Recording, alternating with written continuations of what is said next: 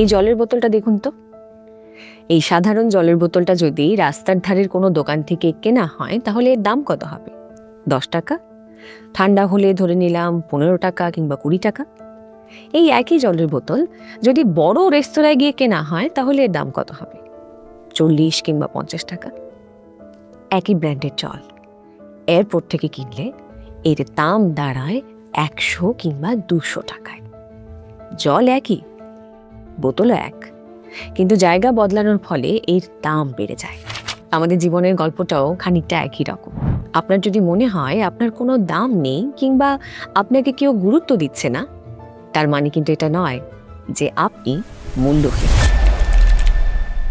এর মানেটা হলো আপনি ভুল জায়গায় রয়েছেন, ভুল মানুষের মধ্যে রয়েছেন, কিংবা নিজেকে ভুলভাবে উপস্থাপন করছেন। এবার প্রশ্নটা দাঁড়াচ্ছে যে নিজের ভ্যালু তাহলে কি করে বাড়ানো যায়? আজকের এই ভিডিওতে এমন 5টি সাইকোলজিক্যাল রুলস বোঝার চেষ্টা করব আমরা, যেটা ফলো করলে হয়তো আমরা আমাদের ভ্যালু 10 গুণ বাড়াতে পারি।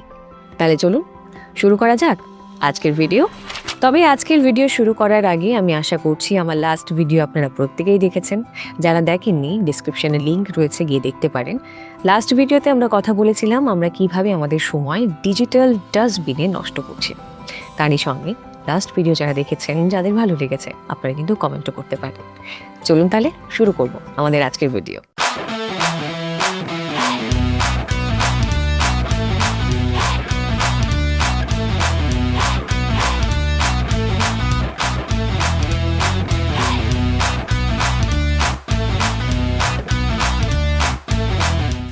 Rule number 1, be valuable, not available.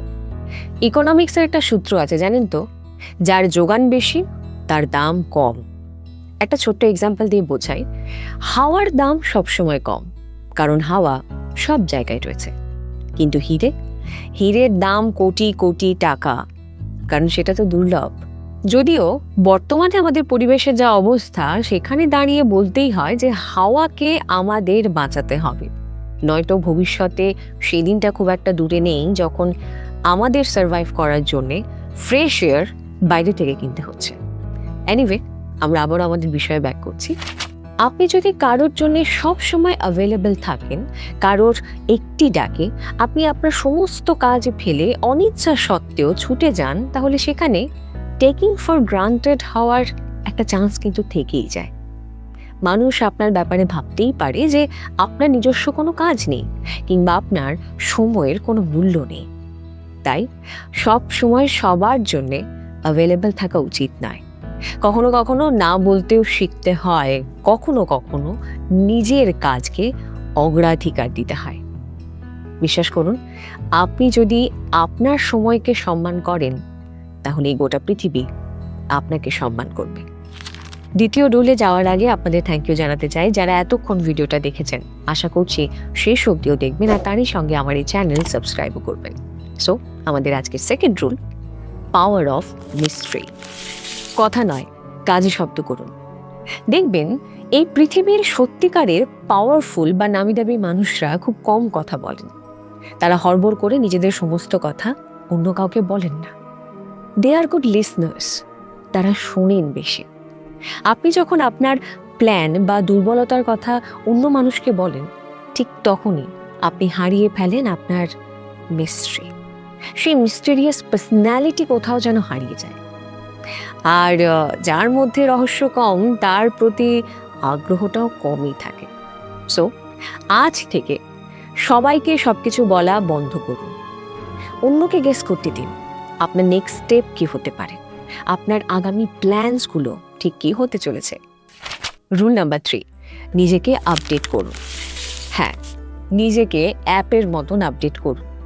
আচ্ছা, বর্তমানে যেখানে আমরা প্রত্যেকেই স্মার্টফোন ব্যবহার করছি, সেখানে যদি আপনাকে বলা হয় সেই পুরনো কিপ্যাডওয়ালা ফোন ব্যবহার করতে, আপনি কি সেটা করবেন? করবেন না। কিংবা ধরুন বর্তমানে 5G সময়ে আপনাকে যদি 2G ব্যবহার করতে বলা হয়, আপনি কি সেটা করবেন? করবেন না। কারণ আপনি চাইবেন আপনার কাজ কত দ্রুত শেষ করতে, সেই কারণে আপনি 5Gটাই ব্যবহার করবেন। ঠিক তেমনি 5 বছর আগের আপনি 5 বছর পরে যদি একই থাকেন, সময়ের সঙ্গে সঙ্গে নিজেকে যদি আপডেটেড না করেন, আপনাকে কি কেউ ভ্যালুয়েবল পার্সন হিসেবে মেনে নেবে? নেবে না।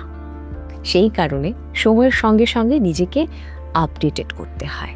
নিজের ভ্যালু বাড়ানোর জন্য নিজেকে আপডেটেড করতে হয় মেন্টালি, ফিজিক্যালি এবং এথিক্যালি। আর নিজের ভ্যালু বাড়ানোর জন্য মোস্ট ইম্পর্ট্যান্ট থিং নলেজ বাড়ানো। ভালো ভালো বই পড়তে পারেন, নতুন নতুন স্কিল শিখতে পারেন, টেকনোলজি সম্পর্কে আরেকটু সচেতন হতে পারেন, অ্যান্ড মোস্ট ইম্পর্ট্যান্ট নিজের শরীরের যত্ন নিতে পারেন। মনে রাখবেন, যে পুকুরের জল নড়াচড়া করে না সেই পুকুরেই কিন্তু শ্যাওলা জমে থাকে, আর নদীর জল বহমান বলে সব সময় পরিষ্কার থাকে। আপনি কিন্তু নদী, পুকুর নন। রুল নাম্বার 4, ইমোশনাল কন্ট্রোল, আবেগের ওপর নিয়ন্ত্রণ। নিজের আবেগ বা ইমোশনকে এতটা সস্তা করে দেবেন না। অনেকেই আছেন যারা সবার সামনে হঠাৎ করে রেগে যান কিংবা হঠাৎ করে কেঁদে ফেলেন। একটা কথা মনে রাখবেন, যে মানুষ তার কান্না আর রাগকে নিয়ন্ত্রণ করতে পারে না, এই সমাজ তাকে ইমেচিওর বলেই মেনে নেয়। একটা ছোট্ট এক্সাম্পল দিচ্ছি। ধরুন আপনাকে কেউ ইনসাল্ট করলো আর আপনি সঙ্গে সঙ্গে রিয়্যাক্ট করলেন। এর মানেটা কি দাঁড়ালো? এর মানেটা হলো আপনার ইমোশনের রিমোট কন্ট্রোলটি সেই দ্বিতীয় ব্যক্তিটির হাতে রয়েছে, যেটা ভীষণ আনফর্চুনেট। একটা কথা মনে রাখবেন, হাই ভ্যালুয়েবল পার্সনস কখনোই সঙ্গে সঙ্গে রিয়্যাক্ট করেন না। হ্যাঁ, তারা রেসপন্স করেন, কিন্তু রিয়্যাক্ট না। আপনার এই নীরবতা, এই শান্ত স্বভাব আপনার ব্যক্তিত্বকে অনেকটা ভারী করে তুলবে। Rule number 5, set your boundaries. আমাদের এই লাস্ট রুল ভীষণ ইম্পর্ট্যান্ট আমাদের জীবনের জন্য। এই রুল আমাদের শেখায় কিভাবে একটি বাউন্ডারি তৈরি করতে হয়, আর কেনই বা এই বাউন্ডারিটি এতটা ইম্পর্ট্যান্ট আমাদের জীবনে। এই লাস্ট রুল আমাদের শিখিয়ে দেয় কিভাবে আশেপাশের মানুষকে বোঝাতে হয় তারা ঠিক কিভাবে আমাদের ট্রিট করবেন। আমরা প্রায়ই ভাবি, কেন আমার দোষ ছাড়াই আমাকে বারবার অপমানিত হতে হচ্ছে?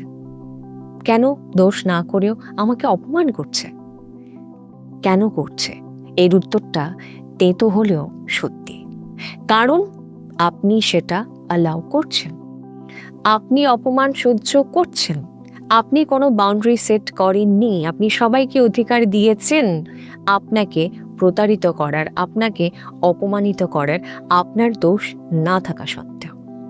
আপনি যদি নিজের অপমান সহ্য করে হাসতে থাকেন, তাহলে লোকে তো ভেবেই নেবে এটাই আপনার স্ট্যান্ডার্ড।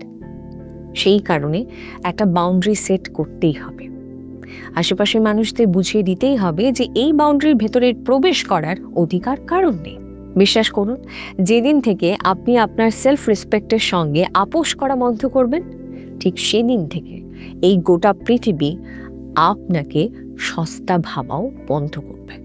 ঠিক সেদিন থেকে আপনার value day by day increase করবে। সবশেষে একটা কথাই বলবো, আপনি যদি নিজের চোখে নিজেকে দামি বলে না ভাবেন, তাহলে এই পৃথিবী আপনাকে 1 পয়সারও দাম দেবে না।